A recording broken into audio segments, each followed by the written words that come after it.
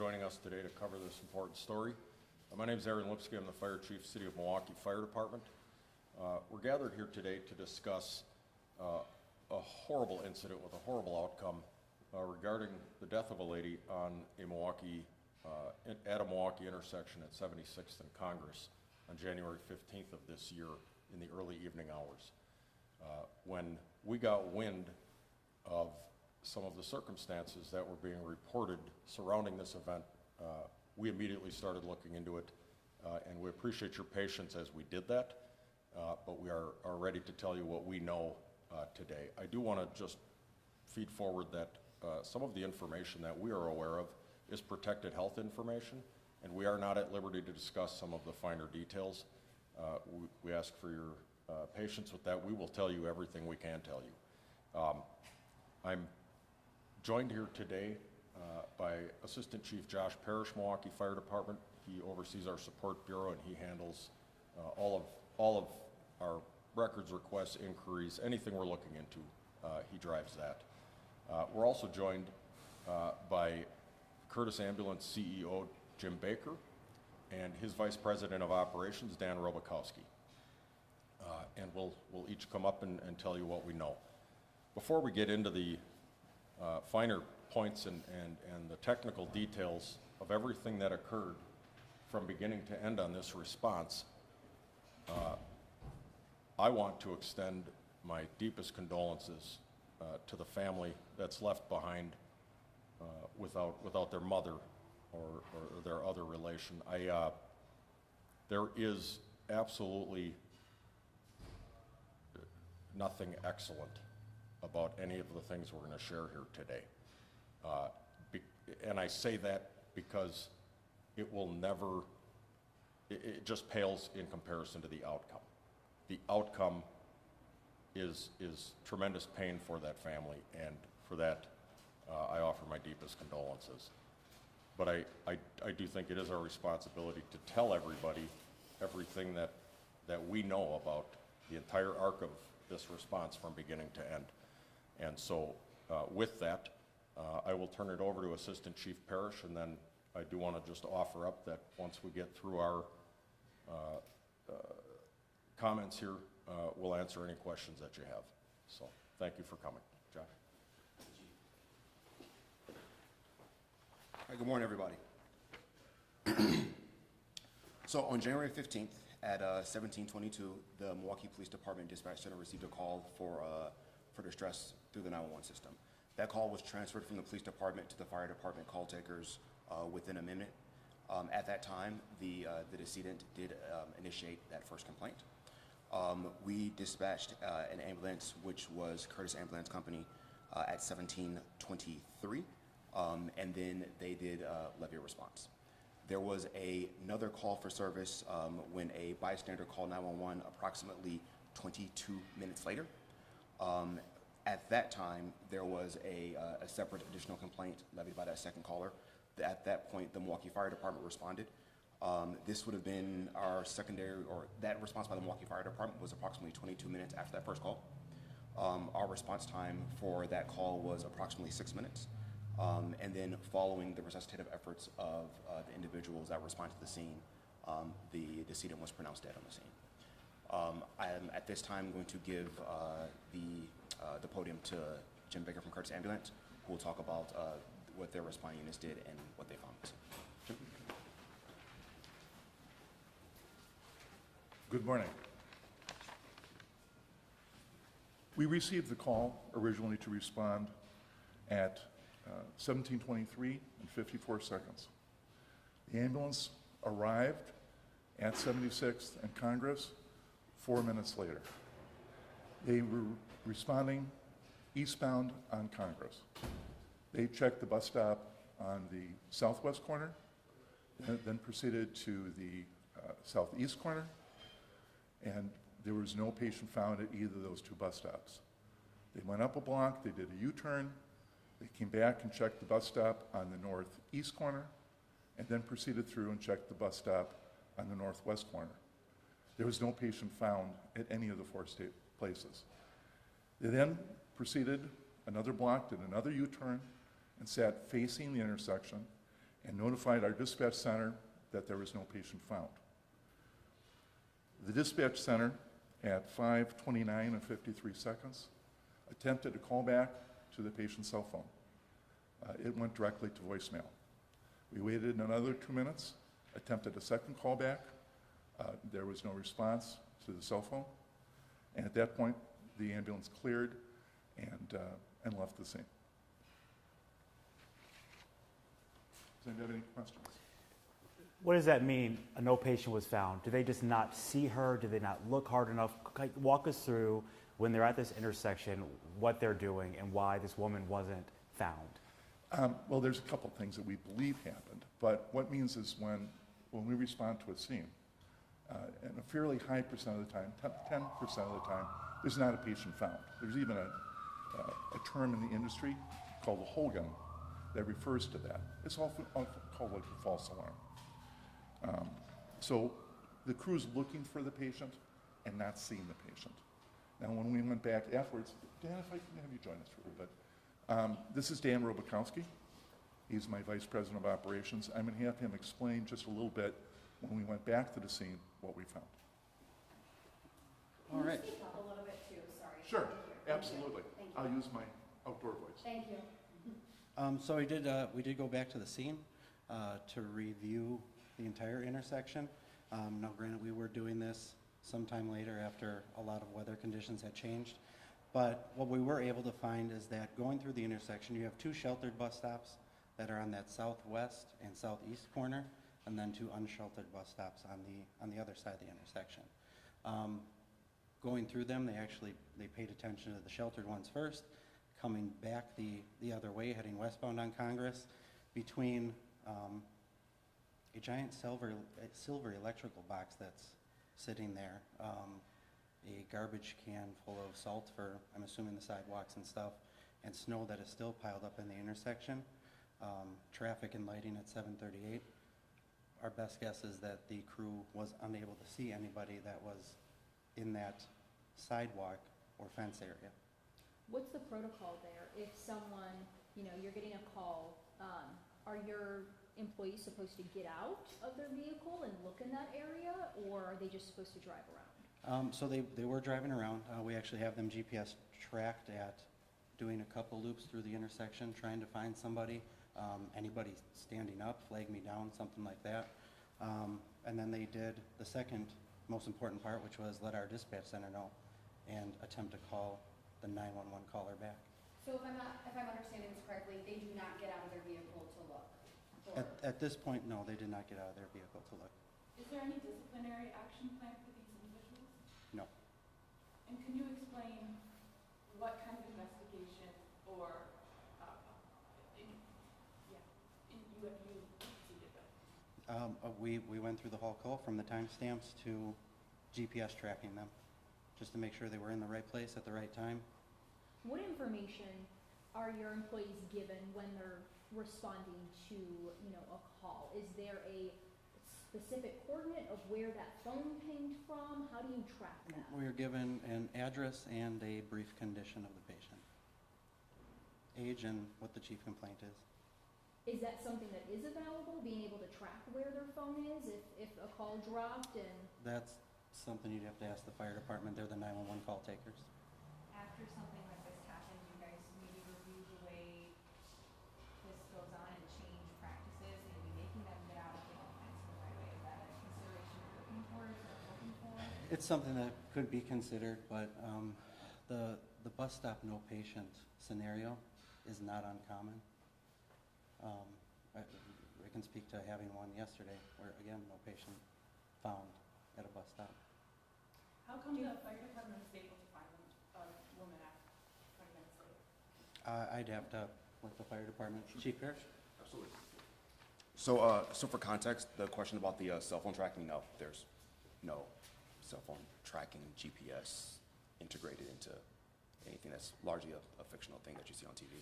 so if the call drops, then your only way to get back in touch with them is to call them back? Correct, yes. And what happens if they don't pick up? Well, let me answer her question first, and then I'll get to you. So in answer to your question, so the second caller came from a bystander who was standing with the patient.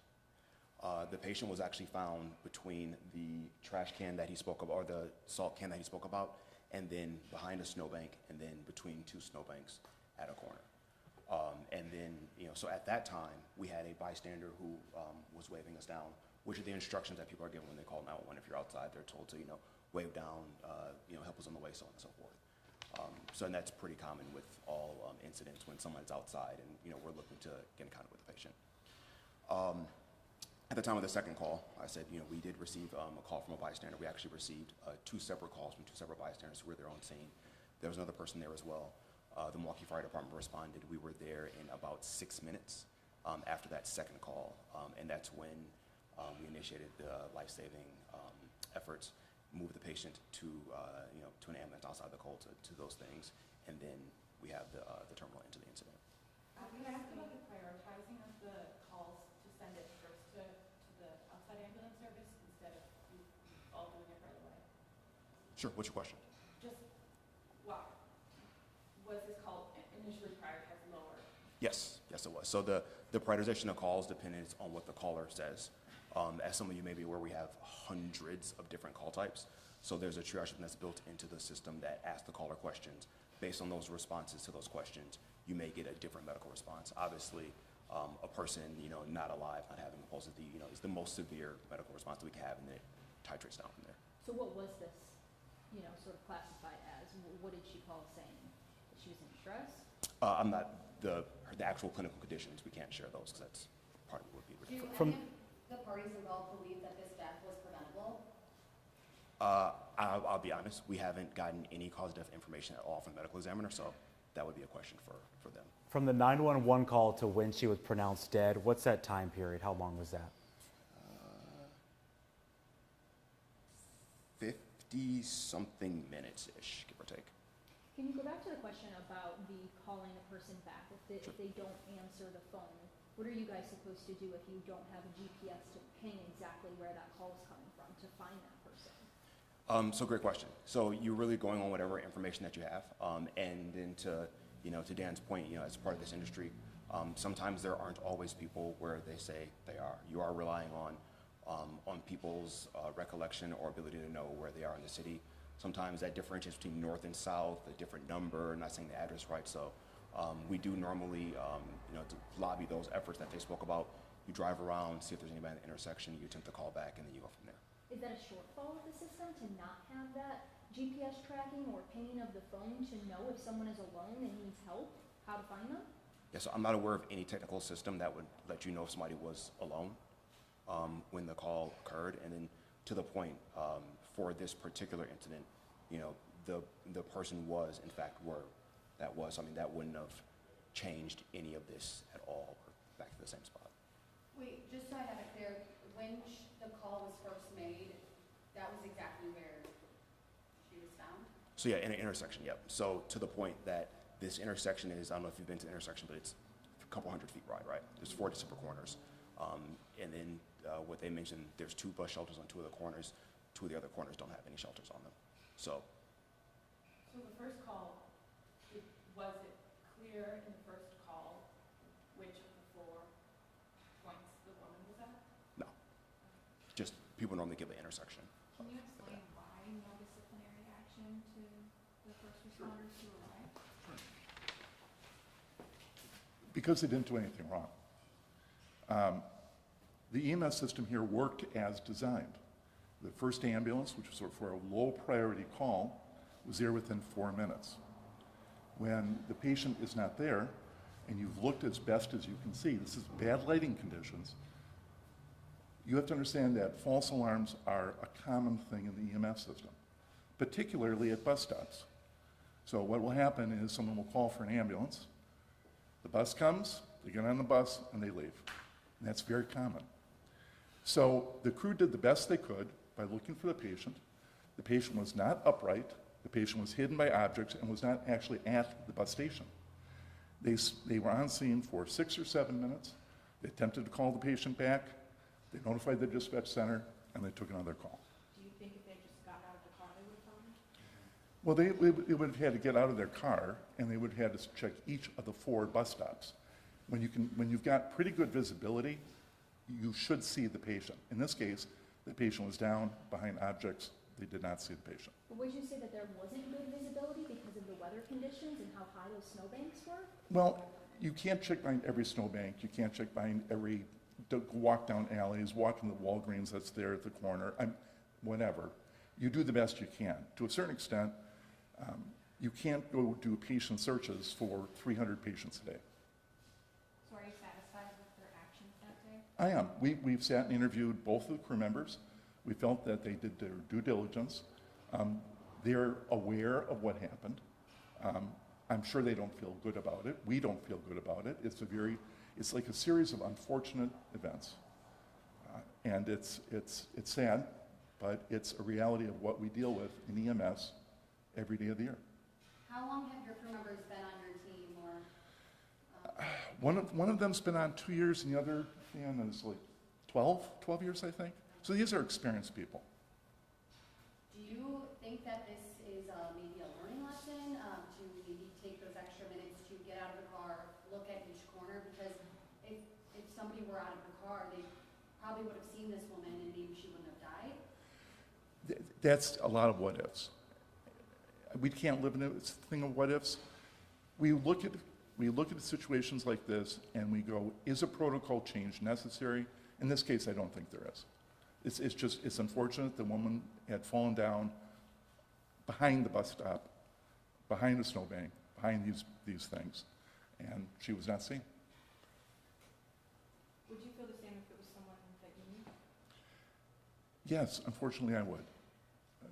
We don't live in a perfect world. We have people that are trying their very best to deal with patients and with bad weather conditions. And in this case, it was pretty cold outside, and it was dusk, and the visibility was not great. Do you say sorry to the family that just lost a member with those actions? What's the message to that I'm family sorry, that could lost? you repeat the question, please? What's the message to the family that lost this mother? Especially that today we know those the things that you say. You don't feel a little bit bad? Of course we feel bad. We always look at what can we do better. This is an unfortunate event. Nobody feels good about this. We've looked at the situation. We feel our people acted appropriately. And at the EMS system, you have to understand, worked as designed. The first ambulance got there within 4 minutes. There was no patient found. When the patient was found by somebody else, there was an immediate response, again, within 6 minutes, by the fire department. And they ended up resuscitating the patient unsuccessfully. So you have to understand that the series is a series of layers here. This came in as a low priority call, turned out to be a high priority call. Everybody did the best they could. I do have a few questions for the Assistant Chief and Chief. In terms of the timestamp of all of this, we understand from the medical examiner's report that there was a piece of video that a District 7 police officer reviewed that showed Jolene falling down and hitting a fence. Has your department been able to review that piece of video? Yeah, we did review some of the video that was recovered at the scene, yeah. Okay, and what was the timestamp of her falling and hitting her face on the fence? There were no timestamps. No timestamps. Do you have like an approximate of when she fell versus when paramedics arrived? So I do have the time that the call was made and the time that paramedics arrived. But Sure. not when the fall happened. Right, 'cause Did the fall happen before she fell? Or before she called you? I have no way of knowing. Sorry. Can you talk a little bit about the current emergency system? Because we understand that a new one is coming. What is the current emergency system, and what are maybe the changes that are coming with the new one that should be kicking off in March? Sure. So the 911 system essentially works where the call comes in, typically is answered by the police department. In this case, like I said, the police department answered the call, transferred it within seconds. If the incident requires the fire department, if it's medical in nature or structure fire, things of that nature, then the fire department takes it. We do some triaging there, and then we dispatch the appropriate response for whatever information we're given over the phone. Would a call like this in the future be categorized as a higher priority than it was? It all depends on what the person says on the phone. So what's changing about the new system that's going to come about? So the system will combine. So some of that transferring will not take place, and then it'll be a singular system instead of two. So that's a really, really broad brushstrokes. You could reach out to either the Fire and Police Commission or the Deputy Director of the Department of Emergency Communications for more intricate details, but I think we shared infographic and it's online as well about how the system works and where the calls go to. It includes the fire department, the police department, our ambulance partners, the whole nine. And This you had don't nothing think to that- do with transferring, correct? No. What's the fire department's feeling on how Curtis Ambulance handled this? I think Mr. Baker already shared, his review of it. And at the end of it, like I said, we do rely on our ambulance partners to provide a service to the city, and especially for those basic life support calls that come into the system. The reality is, it is a lot of volume, so we do need partners to be able to handle that volume. Do you think if MFD were to have responded instead of Curtis, it would have ended differently? I have no way of even beginning to speculate that. What's the protocol for MFD when they're looking around in an area? Do they get out of their vehicles? I'd say it really depends on, on the call and on the scene and on the situation, right? Like I said, all those things are really dependent upon what the caller says and what information you're given. I mean, because keep in mind, we go from everything to structure fires, individuals lost in the lake, to, low acuity calls and car accidents. It really runs the gambit. What's the takeaway, I guess, from this whole situation for MFD? The takeaway is that, I think, there's one really important takeaway, kind of what Chief Lipsky alluded to. A lot of really partial, fractional information has, came out last week that really isn't helpful to anybody.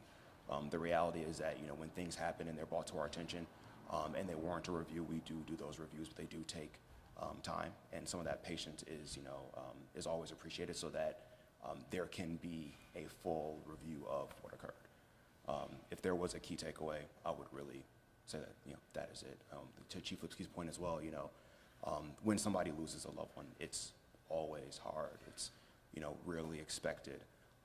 So to be able to, to show that respect for that process as well, is always great for them. And realizing that there are multiple partners involved, and whether it's the medical examiner, the fire department, our dispatch center, our private ambulance partners, they all come together to make this system, into what it is. Have you shared these findings with the family yet, or no? We were in contact with the family. We're still trying to get in contact with them to make sure that, that we can give them, the opportunity to ask questions as well, because we also know that's important. What's the standard operating procedure for firefighters, EMTs in your department? Do they get out and look around for a patient? She just asked that question.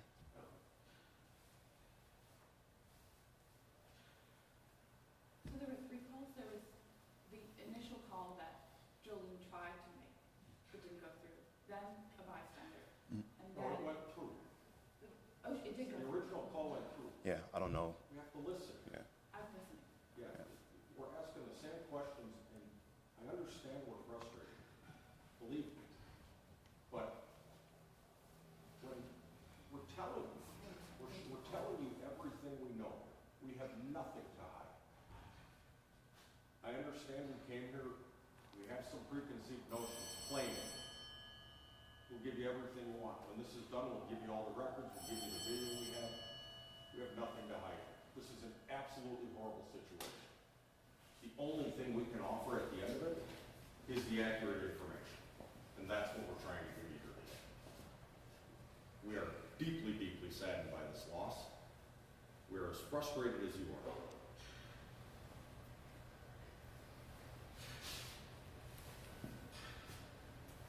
Could you say spell your first and last name for us?